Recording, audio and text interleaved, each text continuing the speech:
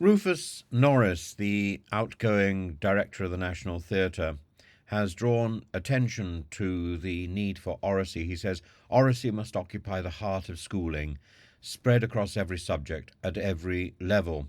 Oracy, there isn't a clear, recognized understanding of exactly what it is or how to encourage it, but broadly speaking, it's the ability to articulate ideas, engage in dialogue, and listen critically. And despite its profound importance, oracy seems to have become the missing R in education, frequently overshadowed by literacy and numeracy. But it is important, and speech is the cornerstone of early development, shaping not just communication but also thought processes. Learning through talk. It's what Socrates and then Plato advocated, deepens understanding, encourages critical thinking, fosters creativity, develops memory skills, and disadvantaged children often begin school with underdeveloped speaking skills. And Labour's proposed oracy programme aims to shatter the class ceiling, enabling all children, regardless of background, to find their own voice. And in an era of increasing polarization, oracy equips young people to disagree agreeably, a skill essential for democracy and social cohesion. Employers repeatedly stress the value of communication skills. Over 80% of business leaders advocate for more classroom focus on speaking and listening.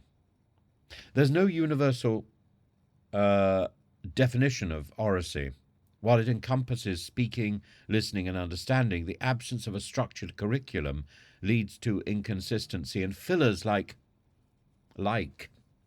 and dominate youth conversations.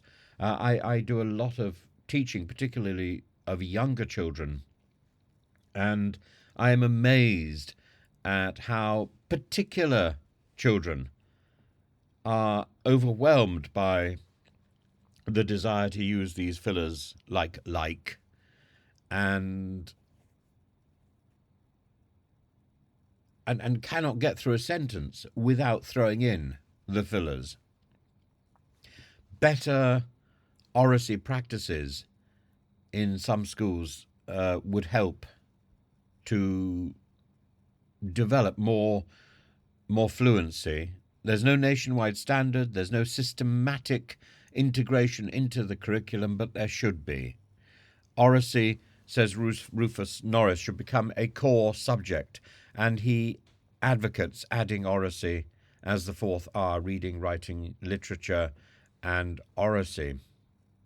And so reading, writing, literature? Reading, writing, arithmetic. Reading, writing, arithmetic, the three R's. The fourth R should be oracy. And oracy isn't limited to English or drama. It enhances every discipline. For example, exploratory talks in science encourage critical reasoning. Oracy must be integrated into daily classroom activities. The problem is this leads to what is sometimes described as the noisy classroom.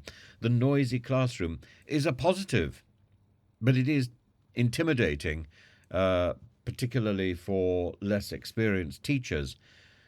Debates, group discussions, structured listening exercises, and teachers need professional development to incorporate oracy into lesson plans effectively.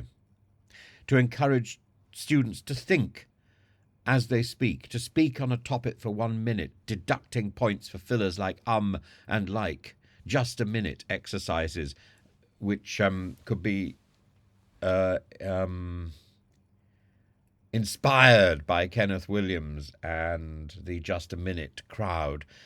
Students should vary their tone while delivering the same phrase. They should find a way to make phrases their own, demonstrating the importance of vocal inflection, meaning, the difference between using long words and short words, the joy of finding words that nobody else knows what they mean. And students should read aloud with a timed countdown, learning to modulate their pace for clarity and impact.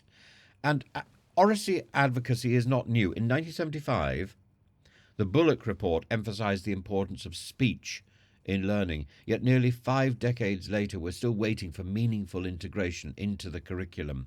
Labour has pledged to prioritise oracy and to promise early learning interventions and funding from VAT on private schools. I think everything that Labour wants to do in terms of education is predicated on this VAT from private schools, and I don't see this as a way to genuinely produce money for all these projects. This is a pipe dream, unfortunately.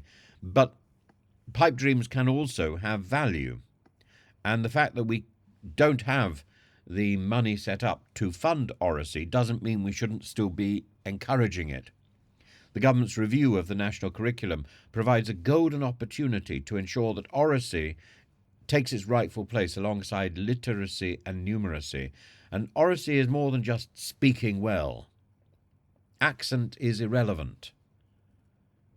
Oracy is a tool for equity, a foundation for learning. It's a tool of clarity, a pillar of social and economic success.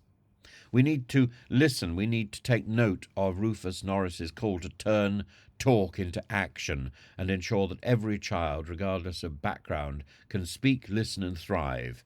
It's time to make oracy a centre part of our schooling.